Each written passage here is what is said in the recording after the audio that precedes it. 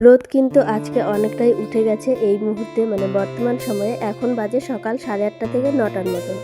তো সকালবেলা উঠেছি, আজকে উঠে ফ্রেশ হয়ে কোনো কিছুই করিনি, শুয়েছিলাম, একটু ভালো লাগছিল না।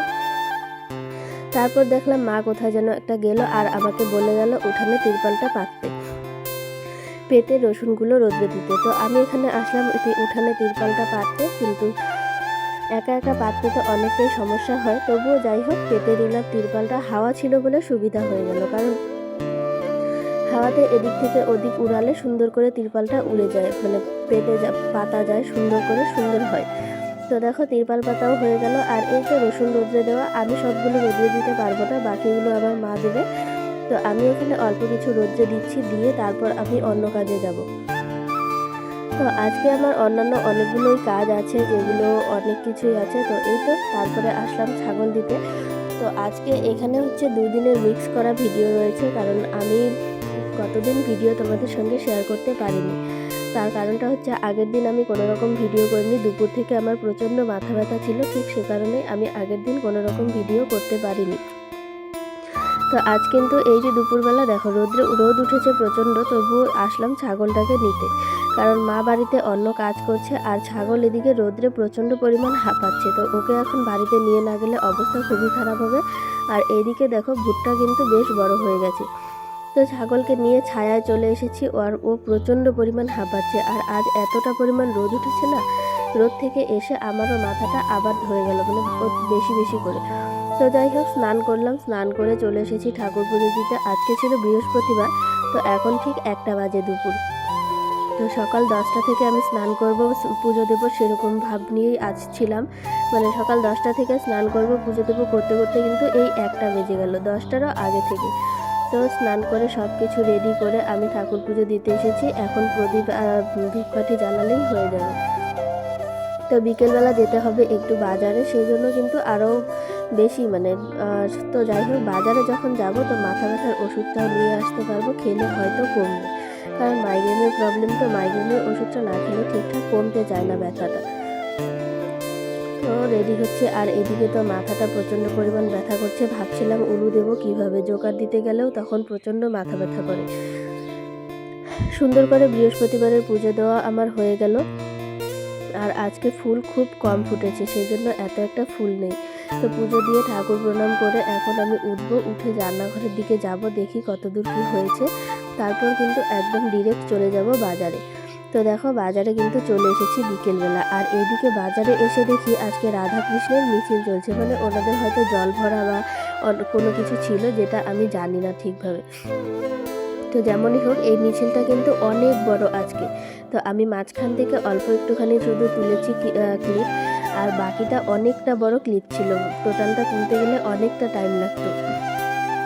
তো এই মিছিলগুলো দেখলে কিন্তু খুবই ভালো লাগে, যে মনে হয় আমাদের এদিক দিয়ে যদি যেত তাহলে আমরাও যেতে পারতাম, যে রাধাকৃষ্ণ ঠাকুরের বা কি বলে জল ভরা বা যে কোনো কিছুই হোক, আমাদের এদিক দিয়ে হলে আমরাও যেতে পারতাম, ভালো লাগে। তো যাই হোক বাড়িতেও চলে এসেছি। বাড়িতে এসে দেখো পরদিন সকালবেলা হচ্ছে এই ভিডিওটা, 2 দিনের মিক্স করা ভিডিও আমি বলেছিলাম। তো এই হচ্ছে 2 দিনের মিক্স করা ভিডিও, এটা হচ্ছে পরদিনের ভিডিও। তো গুড মর্নিং সবাইকে, and welcome back to Mousumi lifestyle. Mousumi লাইফস্টাইলের নতুন আরেকটি ভিডিওতে তোমাদের সকলকে স্বাগত জানাই। ভিডিওটি দেখতে দেখতে ভিডিও যদি ভালো লেগে থাকে তাহলে চ্যানেলটা সাবস্ক্রাইব করে পাশে থেকো, আর লাইক কমেন্ট শেয়ার করে তোমরা সবাই পাশে থেকো। তো পরদিন সকালবেলা দেখো ঘুম থেকে উঠে আমি ওদিকে বিছানাপত্র গুছিয়ে নিয়েছি, গুছিয়ে নিয়ে এদিকে আসলাম এই ঘরে জামা কাপড়গুলো গোছাতে, যেগুলো প্রচণ্ড এলোমেলো হয়েছে। আর এই পার্পল কালারের কুর্তিটা কালকে আমি পরে বাজারে গিয়েছিলাম, কুর্তি বলতে 3 পিস। তো এটা পরে বাজারে গিয়েছিলাম, এটা বাইরে মেলে দিয়েছিলাম, মানে একবার পরেছি তো একবার পরেই ধোবো না, আর 2বার পরে তারপর ধোবো। খুব কাছাকাছি গেলে 1-2 দিনে ধুলে হয়, আর দূরে গেলে প্রত্যেক দিন ধুয়ে ওয়াশ করে নিতে হয় সুন্দর করে। তো এদিকে অনেকগুলো জামা কাপড় এলোমেলো হয়েছে, আর আমাদের এবারে হয়তো একটা ট্রাঙ্ক কিনতে হবে, কারণ ওই ট্রাঙ্কটায় একদমই জায়গা নেই, অনেকগুলো জিনিস রাখার আছে। আর এইদিকে আমি বাইরে ভিজিয়েছি জামা কাপড় অনেকগুলো, তো এই জামা কাপড়গুলো ঘরে গুছিয়ে তারপর বাইরেগুলো গিয়ে ধুতে হবে। আর আলনাটা তো এইদিকে এই মাঝখানে হাতির এতটা উপদ্রব ছিল, তখন কিন্তু আলনাটা এইদিকে আনা হয়েছিল। এ ঘরে আমি এই জামা কাপড়গুলো গোছাচ্ছি, দাদার রুমেও দাদার অনেকগুলো জামা কাপড় আছে, সেগুলোকেও গোছাতে হবে। এই তো দাদার রুমে দাদার প্যান্টটা দেখো কালকে ধুয়েছিলাম, যে এটাও আমি ভাঁজ করে রাখলাম এখানে। আলনাটা নিয়ে ঠিকঠাক করে গোছাতে হবে। দাদার রুমের আলনার অবস্থা খুবই খারাপ, মানে যা তা অবস্থা করে রেখেছে দাদা, সেগুলোকে আমার গুছিয়ে পরিষ্কার করতে হবে। তো দুদিন থেকে আমি ধরছিলাম না। আর কালকে বাজারে গিয়েছিলাম দেখো এই জিনিসগুলো আনার। বর্তমানে আমি যেগুলো ভাঁজ করছি এগুলো ভাগনার জন্য। ভাগনার প্যান্ট গেঞ্জি এগুলো নষ্ট হয়ে গেছে। নষ্ট হয়ে গেছে বলতে প্যান্টগুলো নষ্ট হয়েছে, যে গেঞ্জিগুলো পরছে ওগুলো ঠিকই আছে। তো এই গেঞ্জিগুলো আনা হয়েছে, একদম ফিটিং এসেছে। আর জামা কাপড় যাই হোক, দেখো এখানে আসলাম হচ্ছে আমি লাউ কাটতে। এই লাউটা অনেকটা বড় হয়ে গেছে, এই সামনেরটা না কিন্তু পেছনেরটা। 5 কেজি ওপরে হয়েছে লাউটা। তো এই লাউটাই আজকে আমি কাটবো। লাউয়ের ঘন্ট খাওয়া হবে মাছ দিয়ে। তো এই লাউটা কেটে নিয়ে যাব এখন। কিন্তু একা তো আসলাম কাটতে, ধরতে খুবই অসুবিধা হচ্ছিল আজকে লাউটা আমার। এতটা বড় ছিল না, আর এই ডগাটা কাটছিলও না। এতটা বড়োর জন্য লাউটা আমি দেখো নিচ থেকে ধরেছি ঠিকই, কিন্তু আমার খুবই অসুবিধা। এই আরেকটু হলে লাউটা যেত পড়ে। তো এই যে নিয়ে যাচ্ছি আমি, এখানে 5 কেজির ওপরে হবে প্রায় লাউটা। তো লাউটা নিয়ে এখন কিন্তু আমি লাউটা সুন্দর করে কাটবো, কেটে তারপর মা মাছ দিয়ে রান্না করবে। তো এই হচ্ছে পেঁয়াজ। মা পেছন দিকে শুটকি ভর্তা বানাচ্ছে সকালে খাওয়া দাওয়ার জন্য। এখন 10টা মতন বাজে। তো সকালে খাওয়া দাওয়ার জন্য মা কিছু একটা রেডি করছে। আর আমি বলছি লাউটা যখন সুন্দর করে কেটে কুটে এখন ফ্রেশ করে রেখে দেবো, একটু পরে লাউটাকে কুচি কুচি করে কেটে রাখবো। তো এখন সকালবেলা এই যখন লাউটা ফালি করলাম, মানে অর্ধেক ফালি আমার কাকাদের বাড়িতে দেওয়া হয়েছে আর অর্ধেকটা আমাদের বাড়িতে। তো এটাই অনেকটা ওভার হয়ে যাচ্ছে লাউটা, মানে এত বড় হয়েছে লাউটা, কিন্তু এখনও একদম কচি রয়েছে লাউটা। সেই জন্যই কিন্তু সুন্দর করে কেটে রেখেছি। মা ভেবেছিল লাউটা আমি কেটে এনেছি, কিন্তু লাউটা খাওয়া যাবে না। তো যেমনই হোক লাউটা খুবই ভালো ছিল আর কচি ছিল একদমই। তো লাউটা কাটছি আর চোচাগুলো রেখে দেবো। চোচাগুলো কালকে সকালে মানে কালকে তো নিরামিষ আছে, কালকে ভাজা খাওয়ার জন্য চোচাগুলো রেখে দেবো। তো লাউটাও কেটে সকালে খাওয়া দাওয়া শেষ করে আমি এখানে আসলাম জামা কাপড়গুলো ধুয়ে দিতে। মানে জামা কাপড় ধোয়া হয়ে গেছে, এখন শুধু মেলার পালা। তো বিছানার চাদরগুলো তোমাদেরকে আমি বলেইছিলাম কয়েকদিন থেকে নোংরা হয়ে আছে, ঠিকঠাকভাবে রোদ উঠছে না বলে আমি বিছানার চাদরগুলো ধুয়ে দিতে পারছিলাম না। তো আজকে আমি ফাইনালি বিছানার চাদরগুলো ধুয়ে দিতে পারলাম, আর আমার একটু শান্তি হলো। কারণ কয়েকদিন থেকে আমার একদমই বিরক্তিকর লাগছিল এই বিছানার চাদরগুলোর জন্য। এতটা পরিমাণ নোংরা হয়েছিল সেটা বলার মতন না। নিজের চোখে না দেখলে বিশ্বাসই করা যাবে না, এতটা নোংরা হয়েছে। তো মাঝে মাঝে হঠাৎ কোনো সময় এরকম হয় যে বিছানার চাদর খুব নোংরা হয়ে যায়, ধোয়া হয় না, সময় করে ঠিকঠাক হয়ে ওঠে না। তো বিছানা চাদর ধোয়া হয়ে মেলাও হয়ে গেল। আর এইদিকে হচ্ছে ভাগনার জামা কাপড়, এগুলো যে এত পরিমাণ নোংরা করেছে সেটা তো বলারই মতন না। দিদি এখানে নেই, তার উপর আরও বেশি মানে রাজত্ব পেয়ে গেছে। কোনো কথা বললেও শুনতে চায় না, না বললেও শুনতে চায় না, যা তা একটা করে। তো এই জামা কাপড় সব কিছু এগুলো মেলে দিয়ে পরিষ্কার করে সুন্দর করে মেলে দিচ্ছি। আর এইদিকে এত পরিমাণ হাওয়া ছেড়েছে, যেটা তো তোমরা দেখতেই পাচ্ছ যে এত হাওয়া, যে জামা কাপড় ঠিকঠাকভাবে থাকছেই না। তো কাপড় চোপড় সব কিছু মেলা হয়ে গেছে। আর এই আম মাখা খাচ্ছি এখন। আম মাখাটা এনেছিল, আম মাখা না সরি, আমটা এনেছিল হচ্ছে পাশের বাড়ির দাদা তামিলনাড়ু থেকে। ও তো কাজে গিয়েছিল কেরালাতে।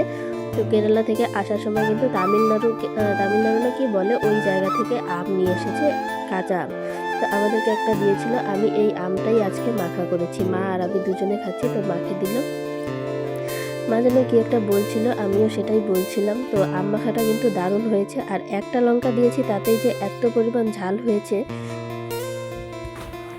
এই ঝালে শাসা করতে করতে আমি চলে আসলাম একদম উঠানে খড়ি তুলতে। এখন অনেকটাই বেলা হয়ে গেছে। আর আজকে যাব হচ্ছে আমরা টুইন্স বেবি দেখতে, সেই জন্য কিন্তু তাড়াতাড়ি করে কাজগুলো শেষ করছি। কিন্তু এখন কারেন্ট নেই, কালকে যেহেতু শনিবার নিরামিষ রয়েছে, তো সেই শনিবার নিরামিষের সব কিছু কাজ সারতে হবে।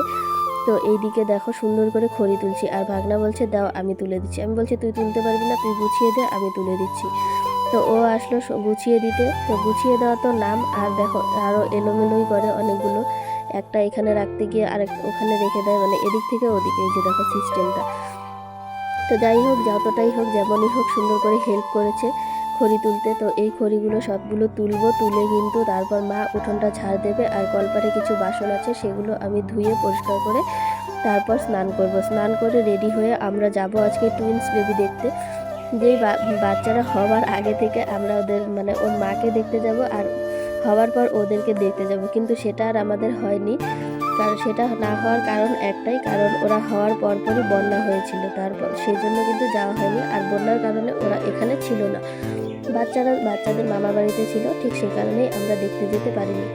তো ফাইনালি আমরা বেরিয়ে পড়লাম। তো যেহেতু ছোট বাচ্চা সেজন্য কিন্তু আমি চুল একদম সুন্দর করে গুটিয়ে বেঁধে নিয়েছি। আর ওদের অনেক নিয়মকানুনও আছে, যেটা সকালবেলা ওদের বাবা টিস্যু নিতে এসে কিন্তু বলে গেছে, মানে মোটামুটি একটুখানি বলে গেছে, কারণ দাদা তো ওষুধের দোকানে থাকে, ওদের জিনিসগুলো এনে দিয়েছিল। আর এই তো দেখো ফাইনালি টুইন্স বেবিদের কাছে চলে এসেছি। এই হচ্ছে টুইন্স বেবি দুজনে, কত সুন্দর না দেখতে, দেখো কত সুন্দর হয়েছে, টলমলো করে তাকিয়ে আছে, দুজনে দুরকম হয়েছে দেখতে। তো আজকের ভিডিওটা তোমাদের সবার কাছে কেমন লেগেছে অবশ্যই কমেন্টে জানিও। ভিডিওটি ভালো লাগলে লাইক কমেন্ট শেয়ার করে দিও। টাটা।